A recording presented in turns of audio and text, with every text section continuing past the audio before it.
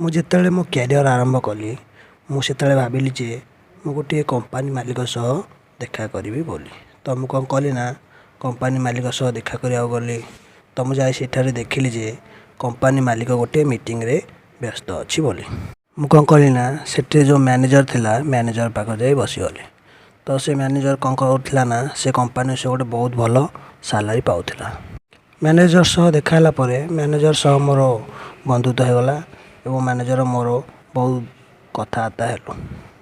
ମୁଁ ଯେତେବେଳେ ତାଙ୍କ ସହିତ ଅଧିକ କଥାବାର୍ତ୍ତା କଲି ତ ସେ ମୋତେ କହିଲେ କି ମୁଁ ଆଗରୁ ବିଜନେସ୍ କରୁଥିଲି ବୋଲି ବିଜନେସ୍ରେ ଏତେ ଭଲ ତାଙ୍କର ଖାସ୍ ପ୍ରଫିଟ୍ ହେଲାନି, ତେଣୁକରି ସେ ବିଜନେସ୍ ଛାଡ଼ି ବର୍ତ୍ତମାନ ଗୋଟିଏ ଜବ୍ କରୁଛନ୍ତି।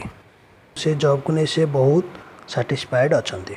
ସେ ମୋତେ କହିଲେ କି ତା'ର ସାଲାରୀ ମାସକୁ ପାଖାପାଖି 50,000 ଟଙ୍କା ଥିଲା। ସେ ମ୍ୟାନେଜର ମୋତେ କହିଲା, ସାର୍ ଆପଣ ମଧ୍ୟ କେବେ ବି ବିଜନେସ୍ କରିବେ ନାହିଁ। ବିଜନେସ୍ କରିବା ହେଉଛି ତୁମେ ଗୋଟିଏ ସିଂହ ଉପରେ ବସିବା ସହିତ ସମାନ।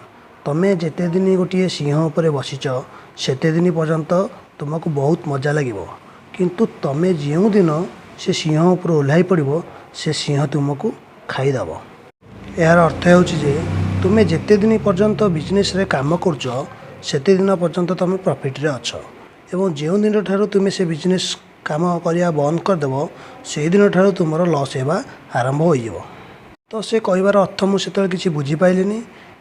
ପରେ ମୁଁ କ'ଣ କଲି ନା ତାଙ୍କର କମ୍ପାନୀର ମାଲିକ ସହ ଦେଖା କରିବାକୁ ଗଲି। ସେ କମ୍ପାନୀ ମାଲିକ ସହ ଯାଇକି ଦେଖା କଲି ଏବଂ ତାଙ୍କର ମୋର ବହୁତ କଥାବାର୍ତ୍ତା ହେଲୁ।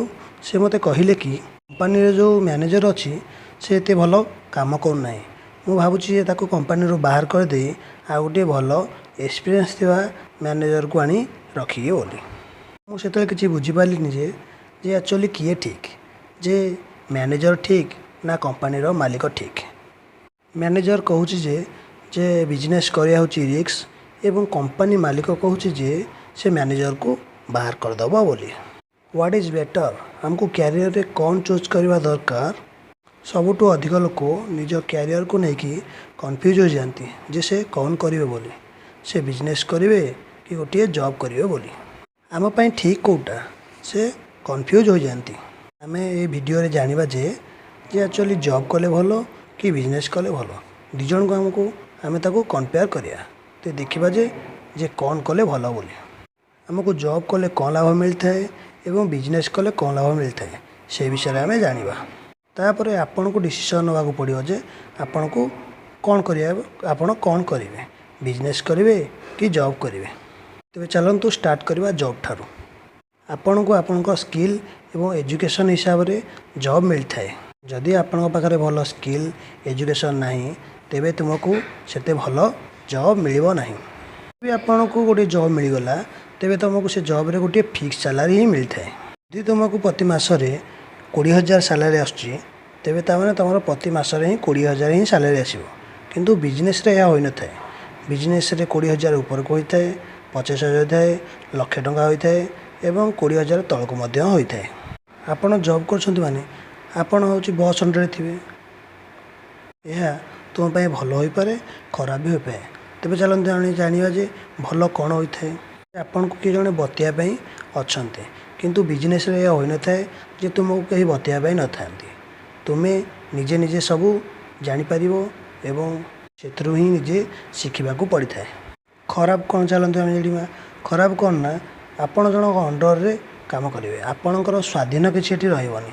କିନ୍ତୁ ବିଜନେସ୍ରେ ଏହା ହୋଇନଥାଏ। ବିଜନେସ୍ରେ ଆପଣଙ୍କୁ ଫ୍ରିଡ଼ମ୍ ହିଁ ମିଳିଥାଏ। ଫ୍ରିଡ଼ମ୍। ଯଦି ଆପଣ ବହୁତ ସମୟ ପର୍ଯ୍ୟନ୍ତ ଜବ୍ କରନ୍ତି ବା ଗୋଟେ ଲମ୍ବା ସମୟ ପର୍ଯ୍ୟନ୍ତ ଗୋଟିଏ ଜବ୍ କରନ୍ତି ତେବେ ଆପଣଙ୍କର ପ୍ରମୋସନ୍ ହୋଇଥାଏ। ଏଥିରେ ଆପଣଙ୍କର ଯେଉଁ ଆଗକୁ ବଢ଼ିବାର ଯେଉଁ କ୍ଷମତା ରହିଥାଏ ସେ କ'ଣ ହୋଇଥାଏ ନା ଆସ୍ତେ ଆସ୍ତେ ବଢ଼ିଥାଏ। ଧରିନିଅ ଗୋଟେ ଲୋକ 50 ବର୍ଷ ପର୍ଯ୍ୟନ୍ତ ହିଁ ଗୋଟିଏ ଜବ୍ କରିଛି, ନିଜର ପୁରା ଜୀବନ କହିବାକୁ ଗଲେ ସେ ଜବ୍ ଉପରେ ଲୁଟେଇଛନ୍ତି। ତେବେ ଚାଲନ୍ତୁ ଜାଣିବା ବିଜନେସ୍ରେ କିଛି ଭଲ ହୋଇଥାଏ, କିଛି ଖରାପ ମଧ୍ୟ ହୋଇଥାଏ। ଆପଣ ଗୋଟିଏ ବିଜନେସ୍ କରିବାକୁ ହେଲେ ଆପଣଙ୍କୁ କିଛି ଇନଭେଷ୍ଟ କରିବାକୁ ପଡ଼ିଥାଏ। ଆପଣଙ୍କୁ ଅଧିକ ପଇସା ଦରକାର ନ ହୋଇପାରେ କିନ୍ତୁ କିଛି ପଇସାର ହିଁ ଆବଶ୍ୟକତା ହୋଇଥାଏ। ଗୋଟେ ଜବ୍ ହୋଲ୍ଡର ସେ ପ୍ରତି ମାସରେ ଗୋଟେ ଫିକ୍ସ ସାଲାରୀ ହିଁ ପାଇଥାଏ, କିନ୍ତୁ ଗୋଟେ ବିଜନେସମ୍ୟାନ୍ କ'ଣ କରିଥାଏ ନା ସେ ଯଦି ଆଗ ପଇସା ଖଟେଇବ ତେବେ ତା'ର ଲାଭ ହିଁ ଆସେ। ଯଦି ଆପଣଙ୍କର ଥରେ ବିଜନେସ୍ ଗ୍ରୋଥ୍ କରିଗଲା, ଆପଣଙ୍କ ବିଜନେସ୍ ପ୍ଲାନ୍ ଏବଂ ବିଜନେସ୍ ଆଇଡ଼ିଆ ସକ୍ସେସଫୁଲ୍ ହୋଇଗଲା, ତେବେ ଆପଣଙ୍କୁ ଅନଲିମିଟେଡ଼ ପଇସା କମେଇବାର ସୁଯୋଗ ଗୋଟିଏ ମିଳିଯିବ। ସେଥିରେ ଯେ ନାହିଁ ତୁମେ ଗୋଟିଏ 20,000 କମେଇବ, 50,000 କମେଇବ, ସେମିତି କିଛି ନାହିଁ। ଆପଣ ଲକ୍ଷେ ଟଙ୍କା କମେଇ ପାରନ୍ତି, 5 ଲକ୍ଷ ଟଙ୍କା କମେଇ ପାରନ୍ତି, ବହୁତ ପଇସା ଇନକମ୍ କରିପାରିବେ। ଡିପେଣ୍ଡ କରେ ଆପଣଙ୍କର ବିଜନେସ୍ ଏବଂ ବିଜନେସ୍ ପ୍ଲାନ୍ କିଭଳି ଭାବରେ ହୋଇଥିବ।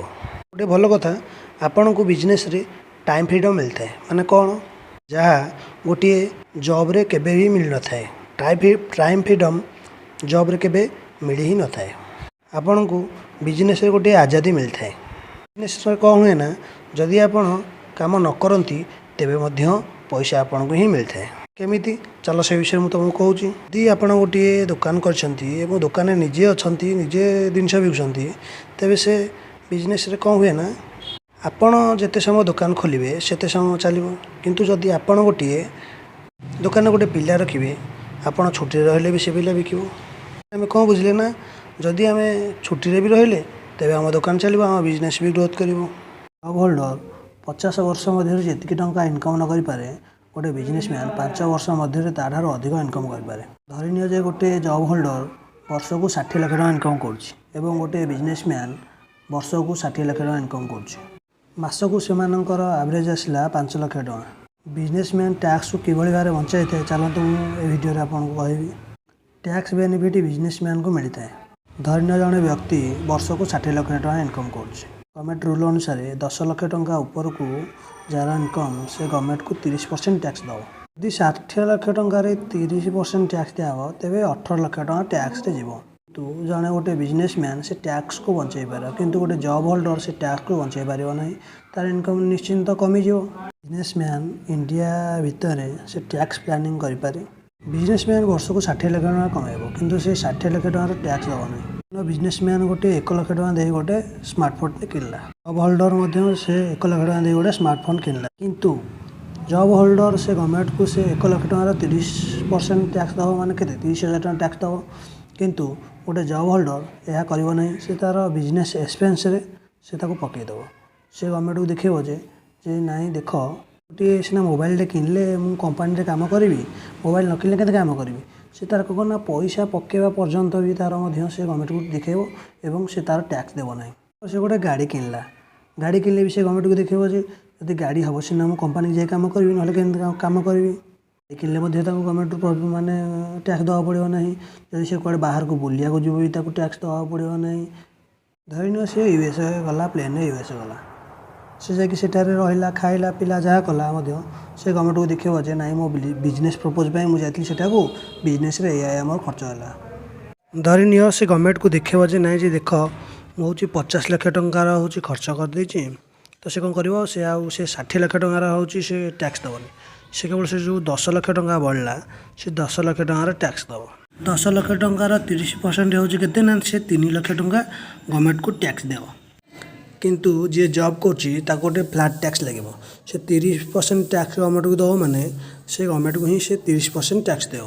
କିନ୍ତୁ ଗୋଟେ ବିଜନେସମ୍ୟାନ୍ ଏହା କରିବ ନାହିଁ। ସେ ସବୁ ପଇସା ଖର୍ଚ୍ଚ କଲା ପରେ ତା ପାଖରେ ଯେଉଁ ପଇସାଟା ବଳିବ, ସେ ଗଭର୍ଣ୍ଣମେଣ୍ଟକୁ ଦେଖାଇବ ଯେ ନାଇଁ ଦେଖ, ମୋର ଏତିକି ପଇସା ବଳିଲା, ବଳକା ପଇସାର ସେ ଟ୍ୟାକ୍ସ ଦେବ। ସେ ଆମକୁ ଗୋଟିଏ ଜିନିଷ ବୁଝିବାର ଅଛି ଯେ ମୁଁ ତୁମକୁ ବୁଝେଇଲି ଯେ ଜବ୍ ହୋଲ୍ଡର କାମ ଏବଂ ଗୋଟେ ବିଜନେସମ୍ୟାନ୍ ବିଷୟରେ ଏଠି ମୁଁ ତୁମକୁ କହିଛି। କିନ୍ତୁ ତୁମେ ଯଦି ଗୋଟିଏ ବିଜନେସ୍ କରିବାକୁ ଚାହୁଁଛ, ତୁମ ମଧ୍ୟରେ ସେତିକି ଗୋଟେ ମାନେ ମନୋବଳ ଥିବା ଦରକାର ଯେ ନାଇଁ ମୁଁ ବିଜନେସ୍ କରିବି। କାରଣ ବିଜନେସ୍ ଗୋଟେ ଖାମଖିଆଲି ଜିନିଷ ନୁହଁ। ବିଜନେସ୍ ହେଉଛି ଗୋଟିଏ ରିସ୍କ ଜିନିଷ। ଯଦି ଆପଣ ରିସ୍କ ନେବାକୁ ପ୍ରସ୍ତୁତ ଅଛନ୍ତି, ତେବେ ବିଜନେସ୍ କରିବାକୁ ମନ ବଳନ୍ତୁ। ଯଦି ଆପଣ ରିସ୍କ ନେବାକୁ ଚାହୁଁନାହାନ୍ତି, ତାହେଲେ ଗୋଟିଏ ଜବ୍ କରିକି ଆପଣ ବି ରହିପାରିବେ, କିଛି ଅସୁବିଧା ନାହିଁ। ଏହି ଭିଡ଼ିଓରେ ଆମେ ଆପଣଙ୍କୁ କହିଲୁ ଯେ ଆପଣ ଗୋଟିଏ ବିଜନେସ୍ କଲେ କ'ଣ ଲାଭ କ୍ଷତି ହୋଇଥାଏ ଏବଂ ଗୋଟେ ଜବ୍ କଲେ ଆପଣଙ୍କର କ'ଣ ଲାଭ କ୍ଷତି ହୋଇଥାଏ।